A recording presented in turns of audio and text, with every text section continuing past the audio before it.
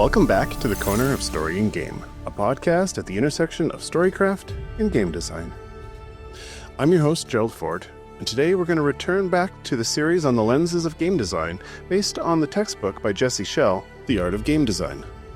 We're going to explore two more of the lenses today, imagination and elegance. While imagination fuels the creativity behind crafting rich, imaginative worlds, elegance emphasizes simplicity and clarity, ensuring that these complex elements are both intuitive and engaging for players. Joining me today is J. Isaac Gadient, a talented game designer and a creative mind whose work spans narrative design, gameplay mechanics, and immersive world building. With their unique approach, Isaac is the perfect guest to help us unpack how imagination and elegance can balance to create a compelling player experience. It's season 3, and I haven't done an episode on the lenses yet. I have this ongoing series where I've been examining the lenses from Jesse Schell's The Art of Game Design, and it's been a while, so I'm really glad that you've agreed to sit down and chat about two of them with me. Thank you for asking me. So today we have chosen, what you have chosen, and I love your selection, elegance and imagination, because they work interestingly together. But before we dig into these, I do like to set the stage with your origin story. How did you fall in love with gaming, writing? How did you find your way into the industry? What career story? All that. Give me your origin story.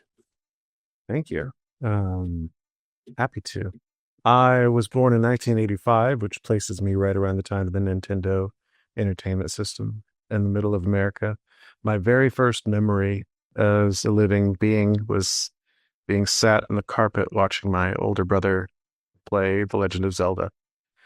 And that game ruled our lives for many, many years. I was just a toddler then, but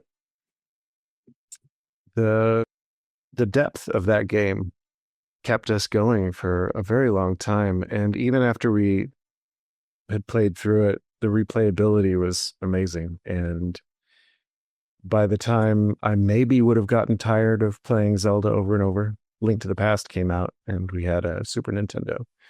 And I haven't thought about this maybe since it happened, but 91, 92, whenever the Super NES came out, we had a fire at our house and my brother and I had to stay at our grandma's, and it was Christmas.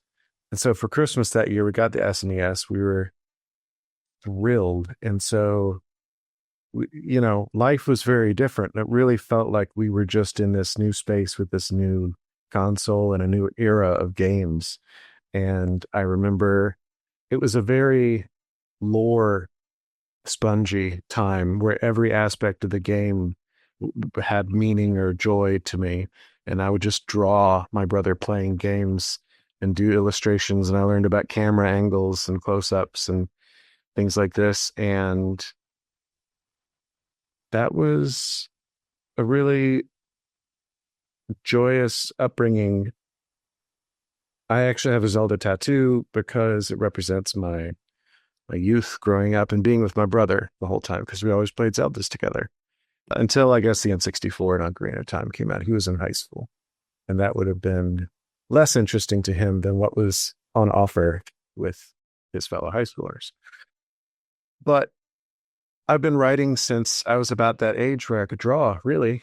I always wrote stories, created worlds, was very into illustration and painting as a child. I think every child is.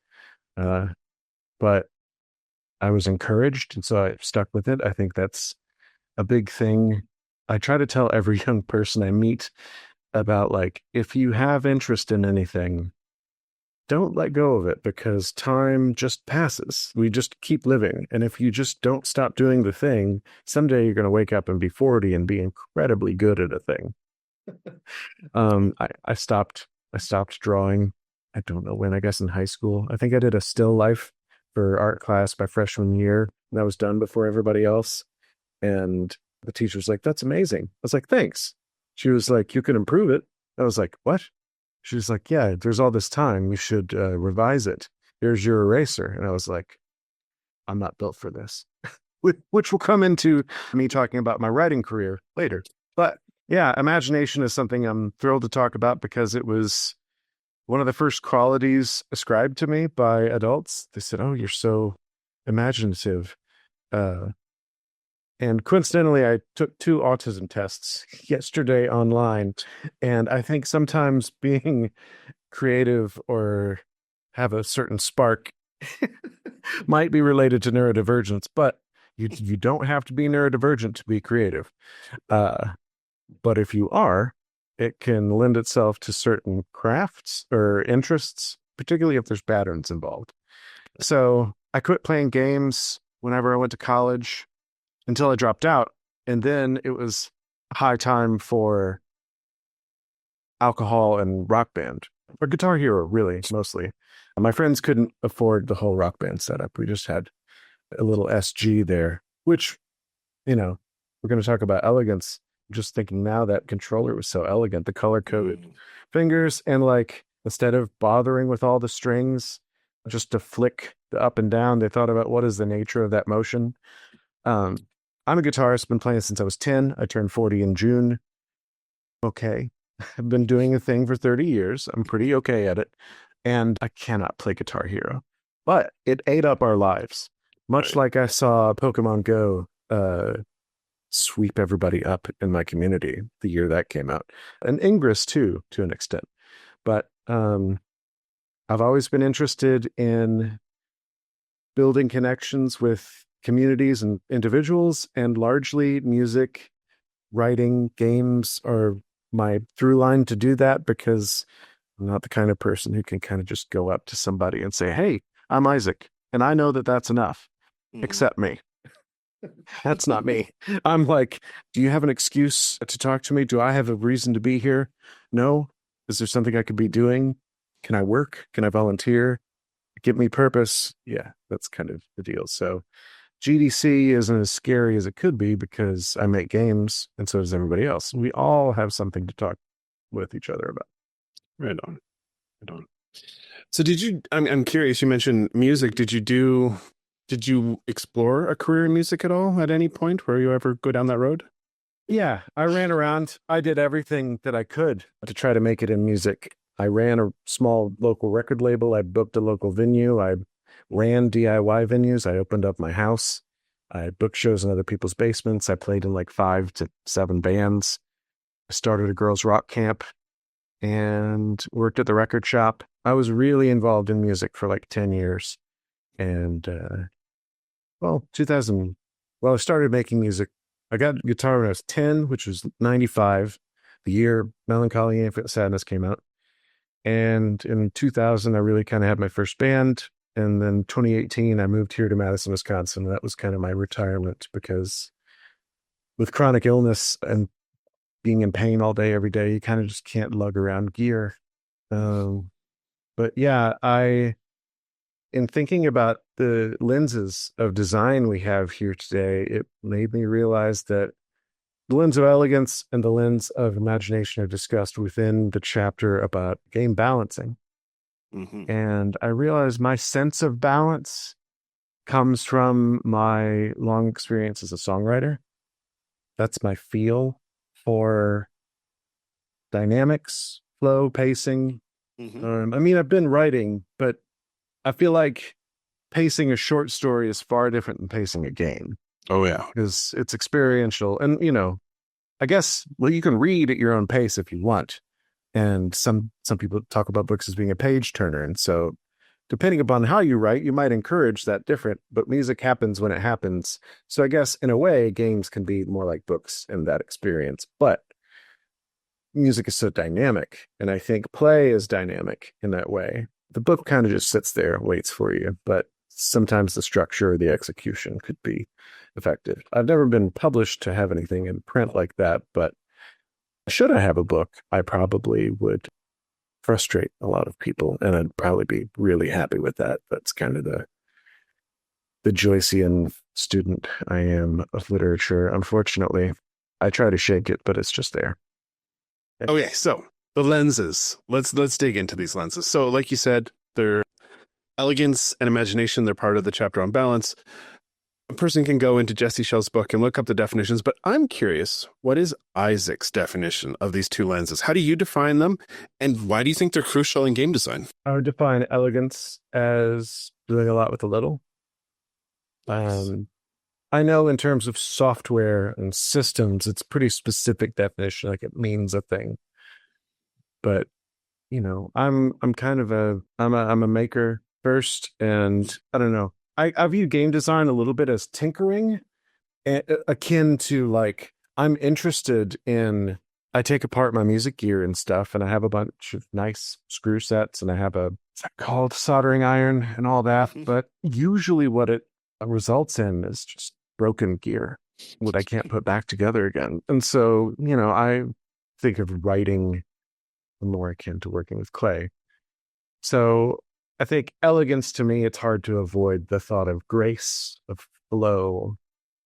It's not just simple, it's meaningful, and it's sort of, I don't know. I guess things can be fast and elegant, like Mirror's Edge.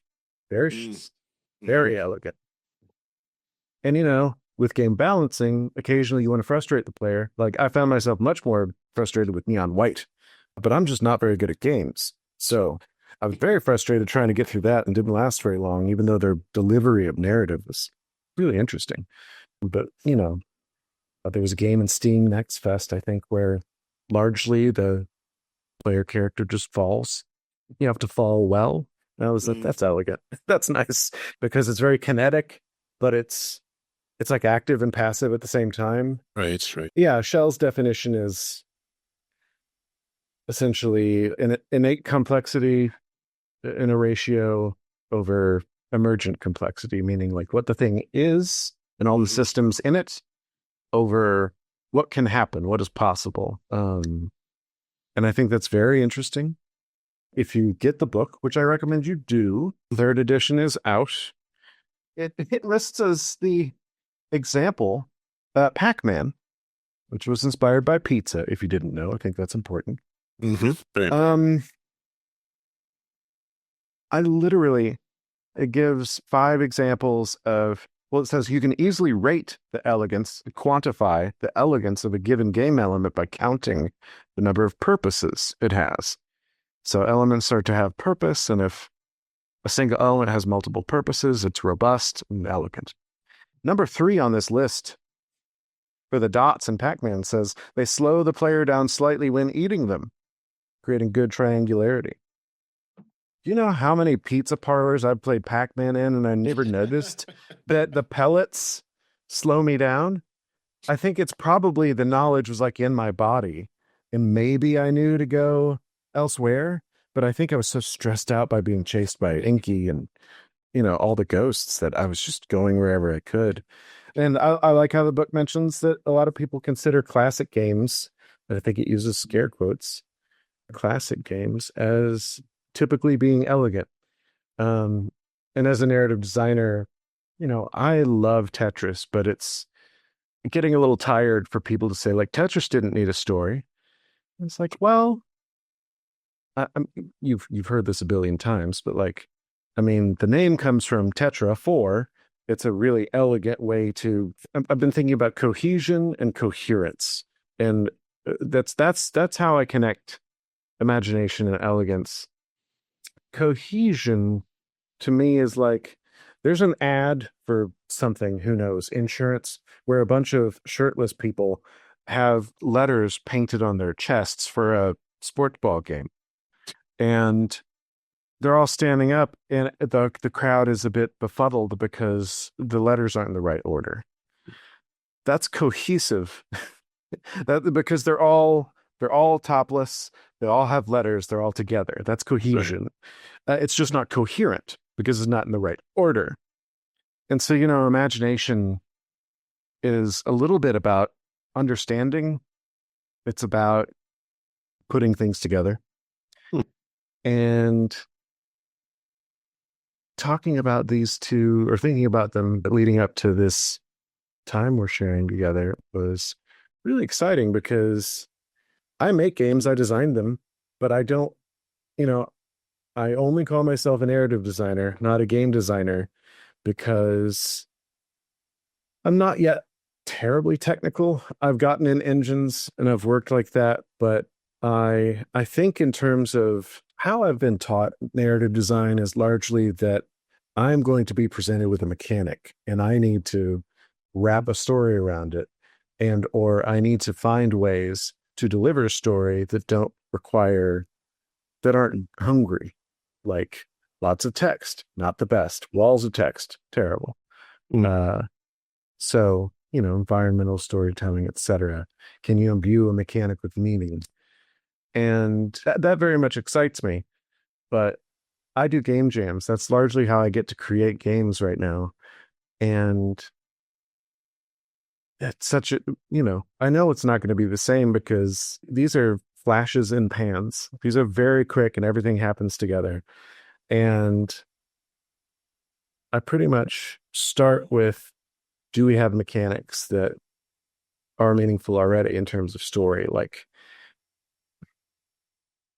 I love the idea that story and game can come together. And I feel that Elegance, pardon me, is largely a mechanic consideration, and imagination is largely a story consideration.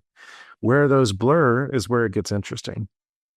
And I've been grateful for the opportunity to think about these. I will say the book says character is the lens that is the opposite of elegance. And I thought that was interesting. Mind you, it's character, the noun, in terms of like to be a person of character. Right. What is the quality of their character? Not like NPC, non-player character, not a person, but what is the metal of this? And their example is Mario, which is great.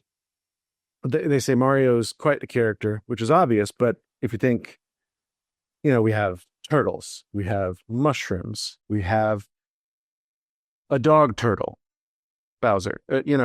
What does a plumber have to do with any of this? Well, not much. And that's why he stands out. He has a distinct character, and Elegance is almost the opposite of that in the sense that it's complex systems appearing to be simple.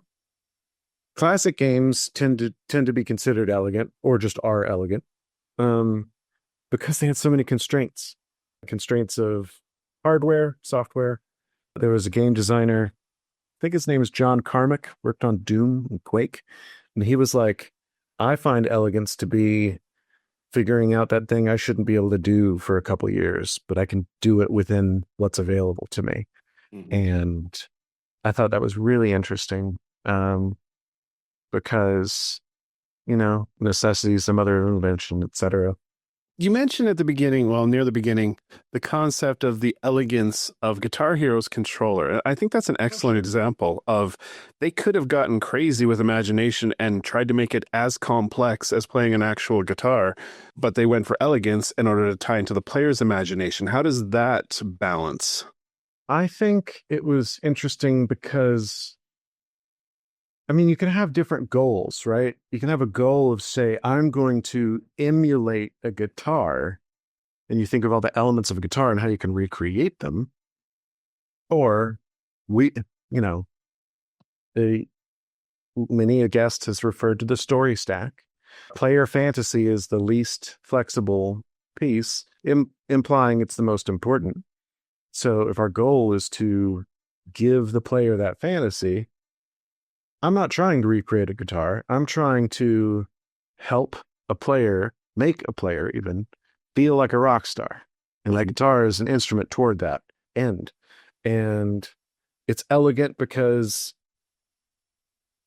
an interesting thing from reading about elegance is not that there's no limit on how many rules there are. Like, rule sets can be numerous, they could be complex, and a little complexity versus simplicity is discussed in the book. And I think it's interesting how simple is like both a compliment and a diss. And complex, not always bad. Complicated, it's kind of bad. Like, to complicate means to make more complex, which implies like, it was complex enough, baby. Like, don't complicate it. And, in my writing, I'm often told simplify. But, you know, if someone tells me I'm simple, don't know if I like that. But to bring someone the experience of feeling like a rock star. Oh, a game that I think has some elegance with narrative is Melatonin. Have you ever played Melatonin? It's pretty recent. It's a rhythm game. And again, I'm not good at games, so I haven't gotten very far in it because I feel like the timing hitbox, so to speak, the temporal hitbox is super tight. It's like lo-fi chill hop, and I'm a musician.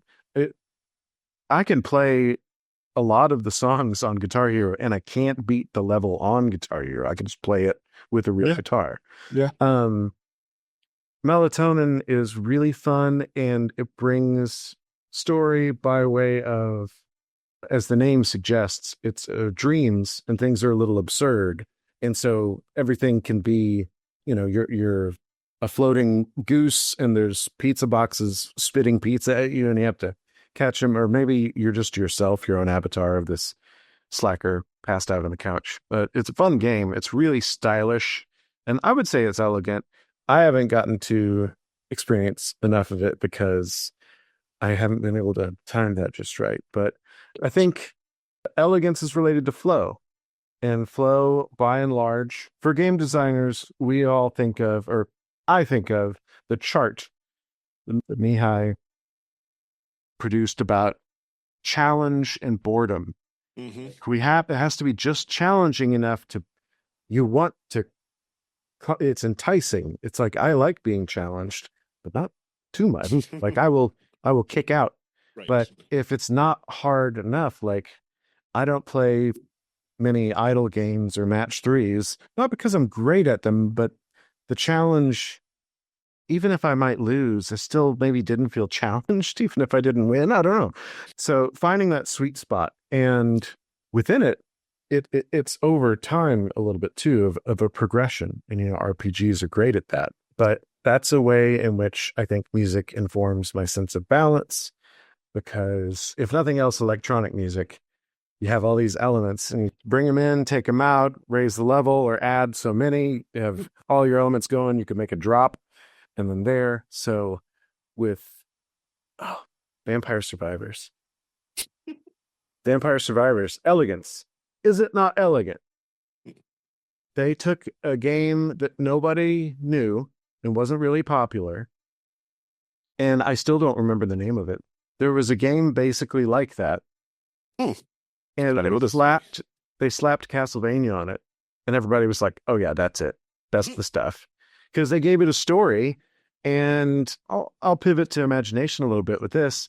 Imagination, Shell posits, is useful in working within context the player already knows. And Castlevania is old as hell. So, Castlevania, vampires, enemies, but the mechanics. I'd never played a game like that before, where it's kind of elegant to be like, oh, I just need to walk. I just need to walk around strategically. It's very much a power walk.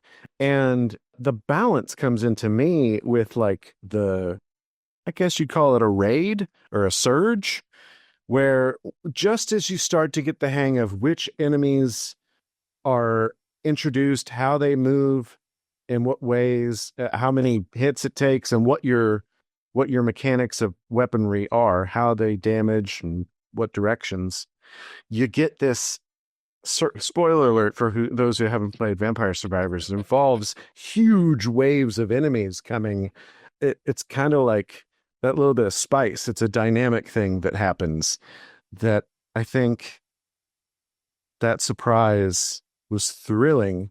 And that game finds flow because it's just hard enough to where you could lose and lose and lose and you still want to play.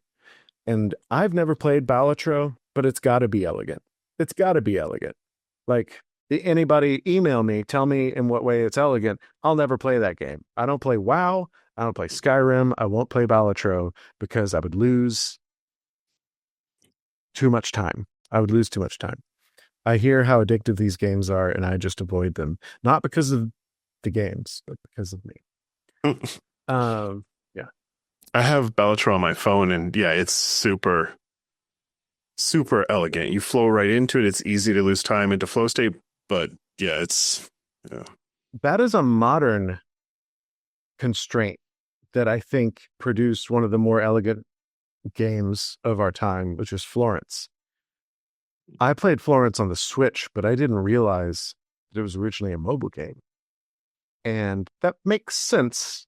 A lot of the games that occur to me as wonderful examples of elegance and imagination are virtually textless. I don't mean virtual like VR headset. I mean like almost Right, yeah. completely without text, like Journey or Limbo or Inside and Florence. There may be text naming the chapters that help sort of signpost the almost literally the story, but by and large, the marriage of mechanics in that to make you feel the emotions of the characters and what they're going through. Um, I kind of wish I would have played it on mobile first. I don't really play mobile games. I originally got Vampire Survivors on mobile, and doing this to move my guy, that's Yeah. not it. Not for me. I'm an old joystick kid, There but you having that tactile level of connectivity with the game for Florence would have been amazing. go. Yeah, I just had another thought about the controller.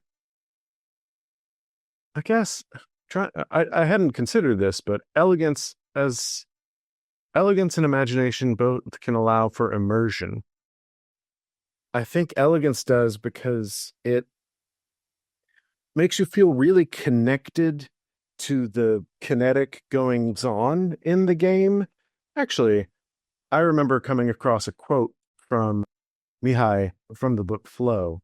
When a person has learned a symbolic system well enough to use it, she has established a portable, self-contained world within the mind. Before I kind of did music and got my literature degree, I studied photojournalism. And what their philosophy of the camera was, like, it's a part of your body. While you were a photojournalism student, you never take your camera off. And all the little mechanisms that go into making a picture well, exposing it well with light is, the shutter speed and the aperture. And that balance of those can communicate so many different things with your depth of field and ocean blue, etc., and the type of glass you use, if it's long or short. And all they said is learn it well enough to where you're not even thinking about it. It's an extension of yourself. You breathe with your camera, and so you already know it. You're thinking about, what am I seeing happening? What is the picture? Thinking in terms of a frame of, like, how am I representing this? It's actually happening here. What's the picture going to be? And I think that's what we can allow players to do with our systems and mechanics in games is, I mean, in your 50th hour of dredge, like the mechanic has gotten quite complex, but they got that flow going to where you're just like, this feels good. Oh, right. Like, it's really nice. And it's not easy to do. I haven't made many games where I've had the space or scope to mess with mechanics in that way yet. But, I'm deeply interested in mechanics because I think it's a very easy thing to do, to have combat, because it's a kinetic thing that inherently gives you a win state or a lose state. It's just a verb with consequence. I mean, as a writer, forget games, just as a writer, if you want something to happen in your scene, make somebody slap somebody. Like, find out what your character would do if, Ted over there is wearing his blue jeans up to here and he accidentally shoots his balls because his, concealed carry goes off and he didn't even mean to. Like it's dynamic. You're right, 100%. Let's to kind of try to bring this together. Please. First of all, you mentioned the idea of knowing something. As a photojournalist, I also have a journalism background. Knowing your tool well enough that you no longer have to think about all the various functions made me think of when you're talking about how you compose music and how you're in flow state and you're not thinking about the details. Does a writer and a game designer, do we have to develop our skills to the point where if we're working on a game or we're writing for a game, we're not so much worried about the craft and we start to feel the flow, we start to feel elegance, we start sensing as opposed to actually looking technically for it? That's a question, because I also have a graphic design background, visual communications, and we have all kinds of rules around elegance for that. The idea that something that is elegant, you can't tell who's the creator. You don't see the voice of the creator.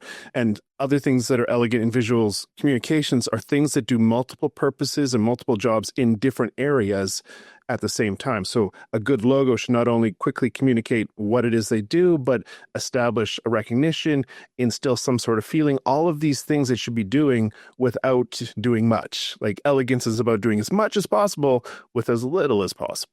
Does that translate into this world? It's a great question. I appreciate very much in the text where Shell mentions the adage, if a line in your script isn't doing at least two things, it's got to go.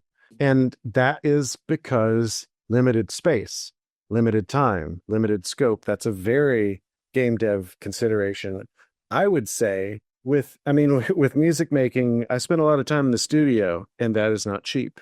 You have very little time. And so my habit or practice or modus operandi with my bands was we practiced to death leading up to the recording session, and we just went in there and did it, and we knew what we wanted. But to me, the real magic of being in the studio is experimentation and finding surprises, emergent creativity. And I may have already mentioned this, forgive me if I am repeating myself, but I think the lens of imagination, somebody might immediately think game devs should be imaginative. But it's about the player's imagination. It's about wielding our tools or our elements, components of the game, and delivering them like narratively or presenting them as perhaps incomplete in a way that allows the player to put it together themselves, and it's stronger for that work that they do inside.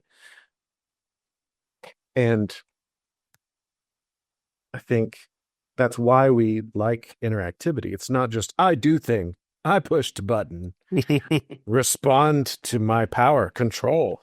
It's not just that co-authorship in a sense of dominating pixels. It's a sense of, I made it happen. It's meaning. There's the signifier and the signified. There are these things that come together. And I think it's interesting that that's what complex means. It's like woven together. And I forget what designer defined it as such, but it's about knowing distinction, differentiation, and the whole, a sort of gestalt, holding that at the same time, which is, I think, how we can play games that have lots of rules. We just, if it's elegant, we don't really think about it. Right. But to return to your actual question, my friend, I would say writers in game dev are, a lot of it's advice I've gotten because I haven't had the joy yet to be hired by a studio. We just got to be on. We have to be ready. And it's a luxury to get a second draft on some things. You know, they say don't submit anything that isn't ready to be shipped in some form. If it could, because something might be like, no, that time's up on that one. We're moving forward. Next sprint. Mm-hmm. So a little bit of it is, I mean, if there's a philosophy of strike while the iron's hot, like the iron is always hot because it's a train. We're moving. There's heat. So knowing your skill, yeah, it's kind of bring your best self all day, every day with what you have available. And elegance isn't just in a mechanic that does multiple things within game. It can be, the book even mentions this, finding elegant solutions where they combined two characters. I think almost on a business level, I guess, but so many people love Majora's Mask. But Majora's Mask is a reskin of Ocarina. And in order to turn it in the time frame they had, because Nintendo was like, oh, that's big money. Do it again. And they're like, we don't have any time. And someone surely went, that's the game. The game's about not having any time, because what an elegant solution to use the available assets from Ocarina and then make it about a time loop that you don't have to have that depth of asset need. You're just doing this. It's very powerful. Now, I've just read about that game. Zelda, I have a Zelda tattoo. It's my favorite game series ever. I've never played Majora's Mask longer than 5 minutes because I have severe anxiety. And that game scares the crap out of me. That moon is going to eat me. I can't do it. Someday I'll sit down and maybe have my partner hold my hand and make me feel safe so that I can get through Majora's Mask, because I know it's a classic. But anyway, I started Breath of the Wild. I got a Switch and Breath of the Wild whenever they came out, and only started playing it last year because I got laid off, because I thought, oh, it's open world. That's terrifying. I'll have too much to do. I'll never have enough time. Well, I thought I would. In like 2017 or whenever it came out, I was like, I'll bust out this baby whenever I have like 2 days to myself. But I was in 2017, I was like 32. I never had 2 days to myself. And I only have recently because I got laid off. Unemployment is its own kind of languoring. But playing Breath of the Wild really reminded me of one of my favorite games to the Wii, which is WarioWare, Smooth Moves, because I think it used the Wii mode the most. You're doing it. It's all imagination. You could say it's elegance of the use of the thing, because it's the style of the game is, let's go bonkers. This is very Japanese. Does that make sense to somebody? Does it make sense to you? Does it need to, honey? So there's a lot of imagination of like, oh, pick up the apple with your trunk. You're an elephant. Why am I an elephant? Don't ask questions. You're already out of time. So it's just about you get really embodied in the controller as an extension of yourself and how you think and move. And so it's imagination and elegance going all the way. And then whenever I played Breath of the Wild last fall when I started, the Switch has been around for ages now. 8 years, I guess. And I saw that Link has a Switch. And I was like, did they just product place the console that this game is on in the game?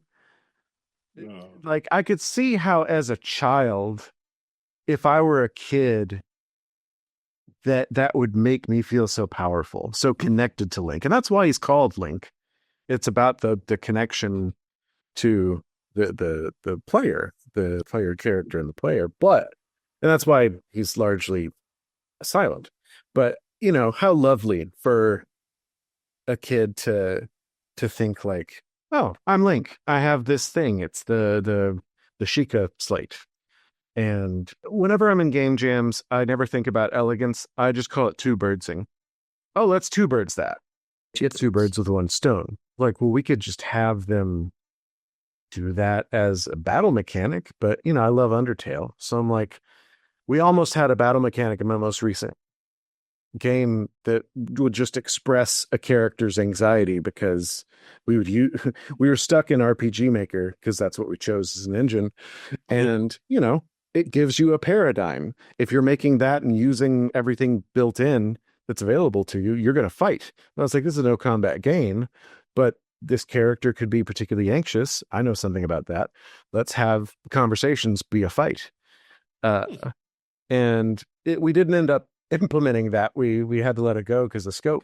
But, I suppose that was an elegant way to use the cards we've been dealt. The cards we dealt ourselves. Well, you were just answering constraints once again. Constraints breeds elegance. It can. Or elegance is a way to solve problems in constrained conditions. Yeah. I think, well, Journey, for example, and play of no text games, they don't pay voice actors. They don't pay localization except for like UI. So that's a big money saving thing if you want to have your game be all mechanical or all visual in that way with very little text. And not to disrespect the work that is done to translate what text is there involved, but it's not Disco Elysium. I have a feeling we could talk about these two lenses for a very long time. There's a lot here. I do go on. Well, I think we're gonna bring it to an end, though. I don't think there's any way we could possibly explore all facets of this, and maybe we'll do this again sometime. But for now, we're gonna put a pin in it right there. I have a question I like to ask everybody who comes on the show, completely unrelated to the topic at hand. It's kind of my pet project, my philosophical question that lives at the heart of this social experiment, and that is, in my opinion, there's a magical space at the intersection of obviously story and game, but improv, comic book writing, art, UX, all UI, all these things where everybody who is somehow tangentially related to this can just get along. We have a shared language. We have kind of a shared value base. Usually there is fellowship there. If you agree with me that this space exists, what is the magic thread that holds that space together? If you agree with me. I just realized that, how like home is an adverb in a way? Like we don't say I'm going to home. We say I'm going home. Yeah. Like the direction. I think it's almost adverbly to use game in that way. Like I'm game. I know it's noun, sort of an adjective noun thing, like I am game to play this thing, but like we're all in. It's the magic circle. It's the willful suspension of disbelief. It's an agreement. Maybe that's why I don't like esports, because I like being competitive, but it needs to be the right vibe. Like Mario Party, yeah. Smash, sure. But like there's gaming as a verb of like you can game the system. You could min-max. Like I figured out at a young age, sweep the leg, Johnny. Just keep Street Fighter 2, just keep sweeping in the corner. But like, is it a game? Sure. Did you win? Sure. But that's where story is for me. It's like, I'm not so deep that like, would Ryu do that? No, he'd never treat Dalsim that way. But it's like the whole world that's built between the screen and the controllers. And I'm a couch co-op girly. That's the deal for me. I love it. And I got really good at GoldenEye, and I got to where every weekend where we played, I would just beat my friends and it stopped being fun. So I think because it lost meaning, because there was nothing at stake, but also you play the same game over and over, maybe you lose emergence. That's kind of what Elegance is about. So some people play the same game for many, many years because they have their people. And is there something that unifies everybody? I think I'm a unique gamer because I don't really consider myself a gamer. I write, I read, I play, I develop. Like, I think gamers kind of ruined the word gamer because, Gamergate kind of led to Trump and the global rise of fascism. But games, I mean, my spouse, we play games to see who's going to do the laundry. It's joy. To me, games are joy. Yeah. So I think it's our willingness to let go of ourselves and to offer ourselves. It's a vulnerability and a shared declaration of we deserve joy. We want it. And it'll be better with you. Like that. That is an excellent, well thought out answer.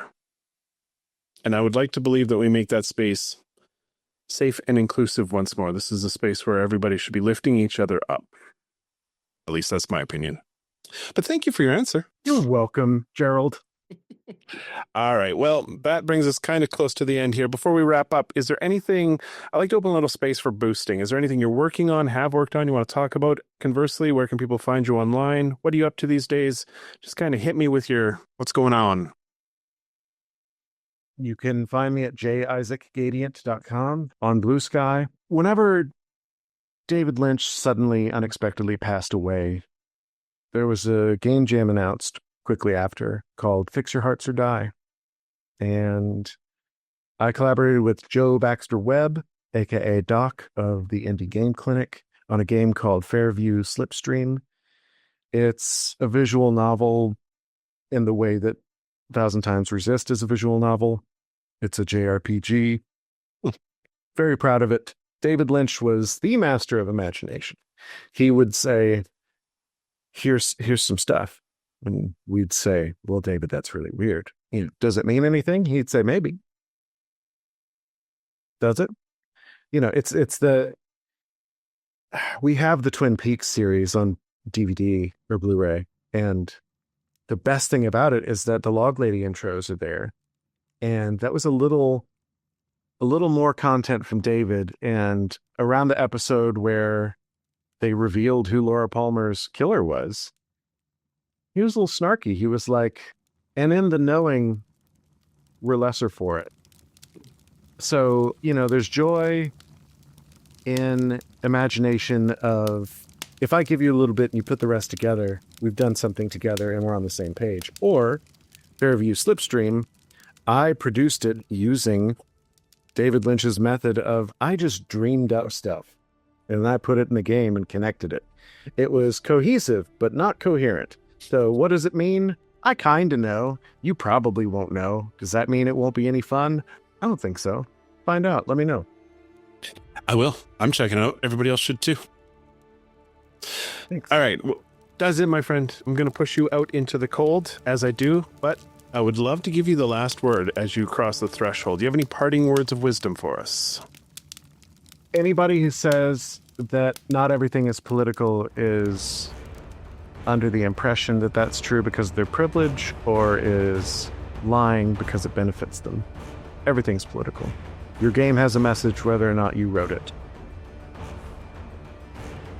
And that's a wrap on another episode of The Corner of Story and Game. If you enjoyed today's discussion about two more of the lenses, please don't forget to follow the podcast on your platform of choice, leave a review or a comment, and hey, stop by the Discord and join the conversation. Until next time, keep telling stories, playing games, and creating worlds worth getting lost in. Stay safe, Wanderer. Your chair will be ready by the fire the next time you stop in at the Corner of Story and Game.